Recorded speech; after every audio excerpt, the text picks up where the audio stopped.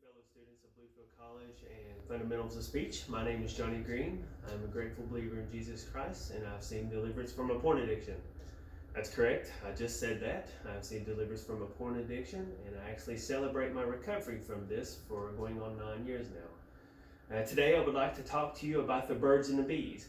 Now, if you have not had this conversation, I would advise you to stop this video and go talk to Mr. Reese, and I'm sure he will gladly explain to you the birds and the bees, or you can actually contact me if you'd like, and we can have that conversation. Might be a little awkward, but I'm fine with that. So, what I would like to talk about today is the choices that we make and how they affect everyone around us, not just ourselves. To bring you up to speed and to show you where I've came from, I guess I can take you back to 1996 when things were a little bit calmer. Not everyone had a computer in the palm of their hands, and Xbox Live was not a thing. We just had Nintendo Entertainment System, which was good enough for us. I was 16 years old, and I had taken an interest in females. I went through puberty, and I started hanging scantily clad vixens on my wall. This triggered my father into one of those conversations. Son, we need to have a talk. So I followed my dad into his bedroom, and I've heard Baskin Robbins has the 31 flavors of ice cream. Well, what was sitting on his bed to a 16-year-old was much more exciting than a tub of ice cream. It was a box of XXX material.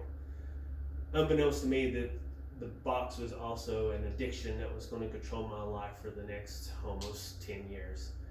And I was going to take it into the Marine Corps with me when I turned 18 years old and lived a very ungodly lifestyle, even though I accepted him as my Lord and Savior when I was 15. I did complete my contract in 2002, and I married my then girlfriend. She then became pregnant after we became married, and as she was concerned about the growing child inside of her womb, I was more concerned about my needs and my wants. They were not being met as I thought they should be. So I turned my focus onto finding the promiscuous lady, I guess you could say, who would meet my needs. I committed adultery with my wife not once but twice during both children. Now the second time I was attending church, I was lifting my hands in worship, I was praying, I was reading my Bible on the side of doing the other stuff also. This brought me to the time of having a conversation with God and asking him why he felt so distant. I got done running, I came back home, I opened up my Bible to James 4:9. Let there be tears for the wrong things you have done, let there be sorrow and deep grief, let there be sadness instead of laughter, gloom instead of joy. Then my wife opened the door and asked me a question that only I, God, and another woman knew the answer to.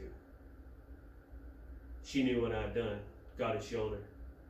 So I had a choice to either continue to be a master manipulator as an addict and tell them all what they wanted to hear, or I could actually be honest. I've learned through the process of recovery that the choices that we make does not affect just us. It affects everyone around us. What choices are you making today? Thank you for letting me share.